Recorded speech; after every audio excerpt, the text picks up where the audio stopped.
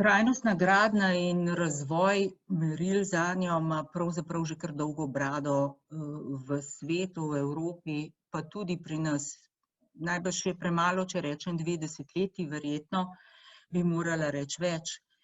10 let nazaj je Evropa sprejela strategijo 2020, s katero je se zavezala, da bo do letošnjega leta, ker zdaj, ko smo ravno leta 2020, bo prenova in gradnja stavb potekala tako, da bo izrazito gospodarna z viri, da bomo naslavljali analizo celotnega življenjskega cikla stavbe, da bodo stavbe vse skoraj nič energijske, da bomo obstoječe stavbe intenzivno prenavljali, saj govorimo povprečno ciljni vsaj 2-odstotni prenovi, in da bo naš stavbni fond postopoma postajal podnebno nevtralen, saj vemo za cilj razogljičenja stavb do leta 2050, in zraven seveda je bil cilj postavljen tudi na področju recikliranja odpadkov, ki nastajajo pri gradnji in rušenju. Zdaj, Evropska komisija je potem leta 2014 zapisala sama sebi nalogo, da bo pripravila okvir za ocenjevanje okoljske učinkovitosti stavb v celotnem življenjskem ciklu. In to je tista podlaga za razvoj evropskega okvira Levels, ki ga danes večinoma poznamo in je namenjen ocenjevanju trajnostnih stavb. V zadnjem letu smo s strani Evropske komisije pravzaprav prejeli veliko novih strateških dokumentov, mogoče niso ravno po vsebini novi, so pa glede stopnje zaveze absolutno bolj prepričljivi. Evropski zeleni dogovor, bil je danes že omenjen, naslavlja tudi stavbe. In v zadnjem letu imamo 2 strateška načrta. Prvi novi akcijski načrt za krožno gospodarstvo. Omenjam ga samo zato, ker v eni od alinej tudi konkretno izpostavlja metodologijo Levels, in sicer v smislu, da naj bi jo v prihodnosti uporabljali za vrednotenje stavb v sklopu zelenega javnega naročanja. Poleg tega pa naj bi se na Levels in na tovrstne ocene opiralo tudi evropsko trajnostno financiranje. Pri oktobrski strategiji za val prenove stavb je pa ravno tako izpostavljena metodologija Levels, in sicer je zapisano, da jo bomo uporabljali pri vrednotenju trajnostne gradnje, predvsem zato, da nam bo v pomoč pri usmerjanju procesa prenove. Glede na zastavljeno nalogo iz leta 2014 je Evropa torej prevzela razvoj kazalnikov trajnostne gradnje pod svoje okrilje in skupno raziskovalno središče je z Evropsko komisijo pripravilo široko akcijo razvoja teh trajnostnih kazalnikov, vključilo deležnike širom držav članic iz različnih sektorjev in panog. Vključilo je tudi izkušnje iz tržnih certifikacijskih shem, ki so predtem že morda 10-15 let se dodobra uveljavile, vendar zgolj v enem zelo ozkem segmentu pomembnejših poslovnih stavb. Če zraven upoštevamo še dejstvo, da se je v tem obdobju tudi intenzivno razvijala standardizacija, je bilo to predstavljalo dodatno podporo za razvoj kazalnikov trajnostne gradnje. Nekako konec leta 2017 je bil prvi osnutek na voljo in ga je Evropska komisija deležnikom s področja stavb ponudila v poskusno uporabo.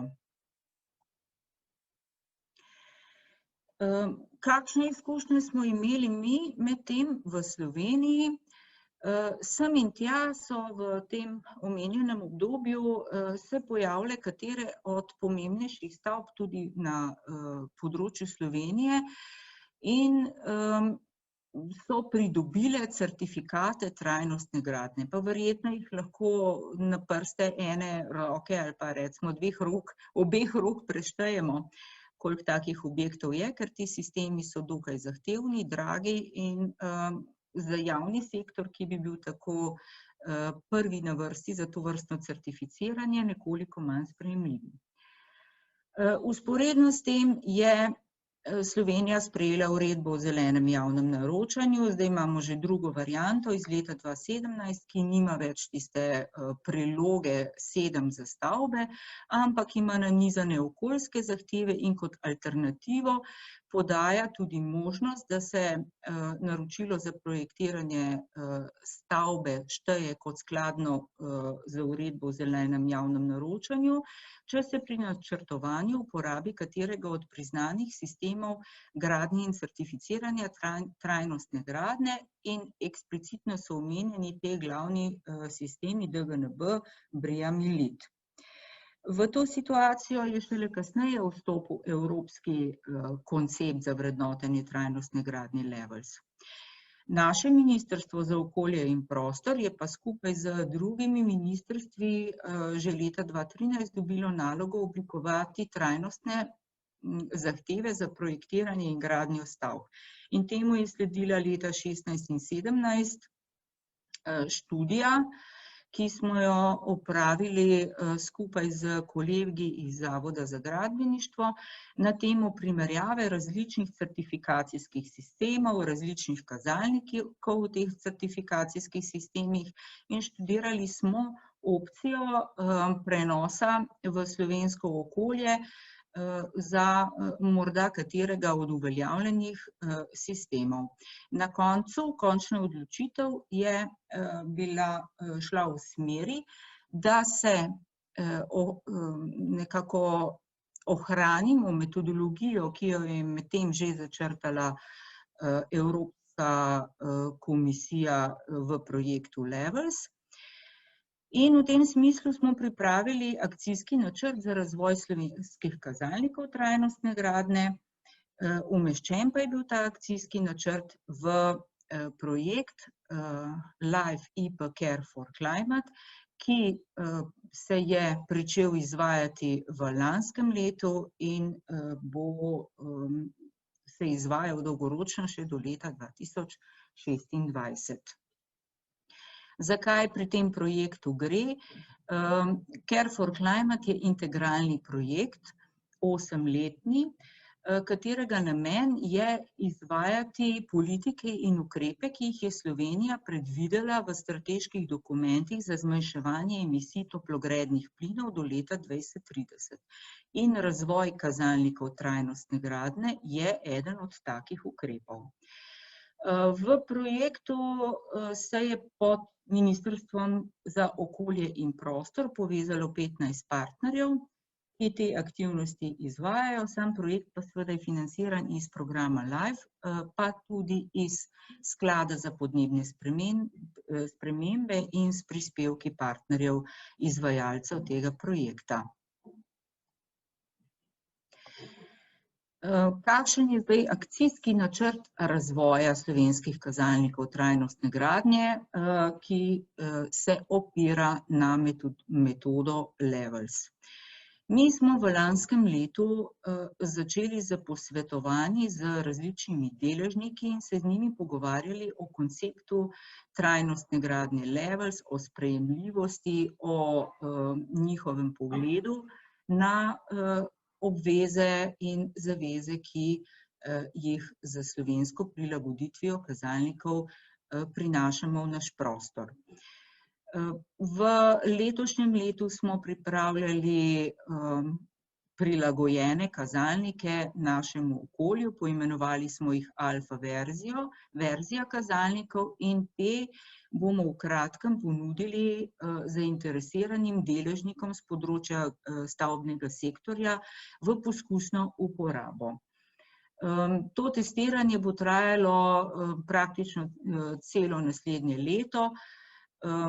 Zastavljeno je dinamično, ampak ko bomo prejeli povratne informacije, bomo oblikovali tako imenovano beta verzijo kazalnikov in sistema trajnostne gradnje, sistema zato, ker je naš načrt vključiti uravnoteževanje pomena posameznih kazalnikov oziroma sistema trajnostne gradnje. Zamišljeno je, da gre tudi beta verzija sistema trajnostne gradnje v testiranje, tokrat pod okrilje Ministrstva za okolje in prostor in z ciljem aplikacije tega sistema na pilotnih projektih. No, na koncu sledi še usposabljanje in pa integracija teh meril v sistem zelenega javnega naročanja na področju stavb. Verjamem, da veliko med vami že pozna sistem Levels, ampak vseeno naj na hitro se sprehodim skozi 6 makrociljev, na katerih so opredeljene prioritete trajnostne gradnje. Ti makrocilji zadevajo oziroma pokrivajo energijo in emisijo toplogrednih plinov, potem učinkovito ravnanje z viri in krožni življenjski cikel uporabljenih materialov v stavbi, učinkovito rabo vodnih virov, zdrave in udobne bivalne in delovne prostore, prilagodljivost in odpornost stavbe na pričakovane podnebne spremembe in na koncu je tema tudi stroški celotnega življenjskega cikla stavbe.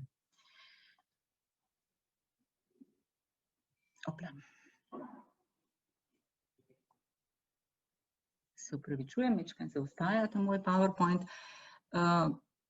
Kazalnikov je v metodologiji Levels 9 in ti kazalniki so raba primarne energije, dovedena energija, potencial za globalno segrevanje v življenjskem ciklu, v bistvu ogljični odtis, odpadki in materiali pri gradnji in rušenju, celotna poraba vode, kakovost notranjega zraka, ki jo merimo skozi raven kakovosti zraka, ki je posledica prezračevanja, in skozi pregled onesnaževal v prostoru.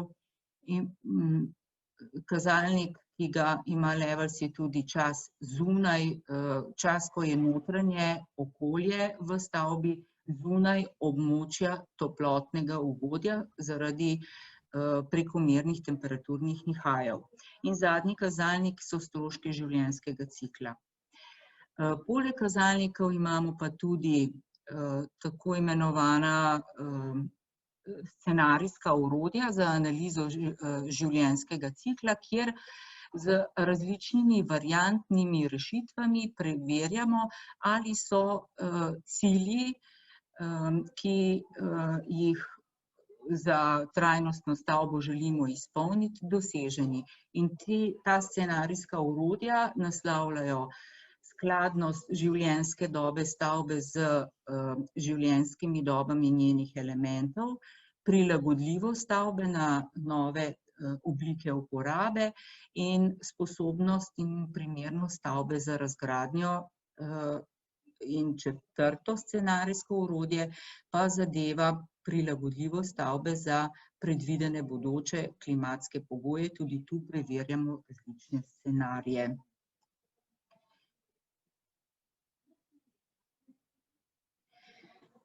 Posamezni kazalniki pokrivajo faze življenjskega cikla. In celotna zgodba je zasnovana tako, da z zbranimi podatki in informacijami na koncu lahko izvedemo LCA analizo celotnega življenjskega cikla stavbe oziroma analiziramo ogljični odtis tega objekta. Poleg teh kazalnikov sem vam pa omenila še tiste kazalnike, ki se nanašajo na notranje okolje, rabo energije in za izračun teh kazalnikov pa moramo uporabiti zahtevnejša programska orodja, ki se v celoti še ne uporabljajo v procesu projektiranja. Uporabiti oziroma zagotoviti moramo tudi dostop do, na primer, podatkovnih zbirk okoljskih produktnih deklaracij, in to ta trenutek v slovenskem okolju predstavlja še do neke mere oviro pri masovni vpeljavi kazalnikov trajnostne gradnje v prakso ali pa recimo celo v zakonodajo. Kako so zasnovani slovenski kazalniki? Ohranjajo opisani koncept metodologije Levels, vendar jih usklajujemo z slovensko zakonodajo, s slovenskimi predpisi, preverjamo, kakšne so minimalne zahteve v slovenskih predpisih v primerjavi z tem, kar je kot zgled prikazano v metodologiji Levels za tuje države. Opredeljujemo pri samem postopku prenosa kazalnikov vrzeli v podatkih, vrzeli v primerjalnih vrednostih, kajti sčasoma bo nastopila potreba po postavljanju praga na posameznem kazalniku. Potem opredeljujemo potrebna programska orodja in podatkovne zbirke, ki so nujne za izvrednotenje kazalnikov. Ugotavljamo pa tudi vrzeli pri znanju različnih deležnikov, ki načelno uporabljajo te kazalnike, in analiziramo uveljavljene postopke graditve in zakonske podlage za graditev stavbe z vidika implementacije kazalnikov trajnostne gradnje. Navodila za testno verzijo, za testno alfa verzijo kazalnikov trajnostne gradnje umeščamo v tako imenovano e-platformo trajnostne gradnje in hkrati v podporno okolje umeščamo znanja, zakonodajo, podatke, vire do podatkov in komunikacijo z deležniki, na podlagi katere se kreirajo tista potrebna znanja v skupini strokovnjakov, ki bodo v prihodnjih letih kazalnike trajnostne gradnje integrirali v svoje delo. Ob tem nam pomaga tudi usmerjevalni odbor, ki ga sestavljajo ministrstva in pa večji investitorji, potem tudi stanovske organizacije, kot so zbornice in strokovnjaki, razvijalci s področja trajnostne gradnje. Mnenja deležnikov smo preverjali v gradbeni industriji, pogovarjali smo se s projektanti. Za oboje pravzaprav velja, da so naredili že nekaj pomembnih korakov naprej, ampak z ovirami se še vedno srečujejo pri uvajanju trajnostne gradnje.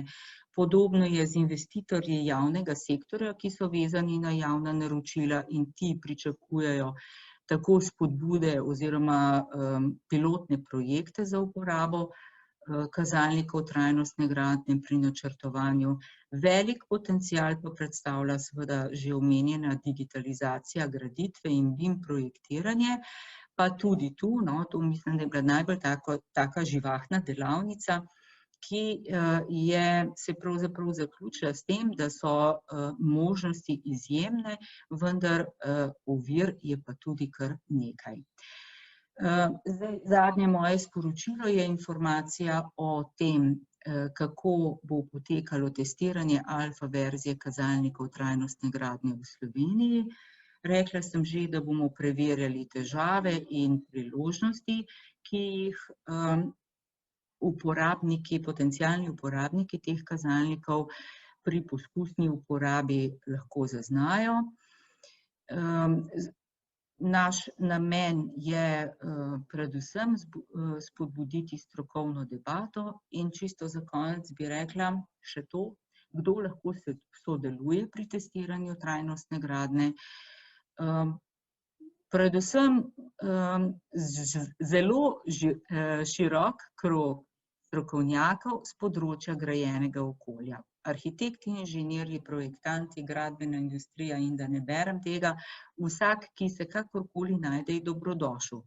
Posebnega nekega predznanja z področja trajnostne gradnje niti ni potrebno imeti, zato ker bomo udeležence testiranja kazalnikov ustrezno segmentirali in seveda za odziv spraševali skladno z pričakovanji, ki jih od posamezne ciljne skupine imamo.